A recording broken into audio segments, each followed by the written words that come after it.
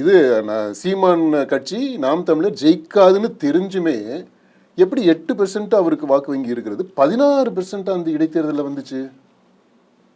இந்த மாதிரி நுணுக்கமான விஷயங்களை நம்ம கவனிக்கிறதே இல்லை. இது ஒன்றா இருக்குதுன்னா தலைவர்கள் இப்போ ஸ்டாலின் டிக்ளேர் பண்ணுறாரு, நாங்கள் ஒன்றா தான் இருக்கோம் அப்படின்னு. அப்படின்னா உள்ளுக்குள்ளே நடுக்கம் இருக்குதுன்னு அர்த்தம். மக்கள் நீதி மையன்ற கட்சி திமுக இணைந்திருக்கு. கமல்ஹாசனுக்கு மாநிலங்களவை என்ன கட்சி சொன்னீங்க? மக்கள் நீதி மையம் அப்படின்னு ஒரு கட்சி இருக்கே சார். ஓகே, சரி. அது இந்த எம்பி சீட்டு வாங்கினதோட அப்படியே காணா போச்சு. நீங்கள் இருக்கம்மா, சரி பரவாயில்ல, சொல்லுங்க. இல்லை, அது கூடுதல் பலம். இப்போ திமுக தலைமையில் 14 கட்சிகள் இடம்பெற்று உள்ளது சார். 14 கட்சிகளுடைய வாக்குகள் திமுக கூட்டணிக்கு போக போகுது.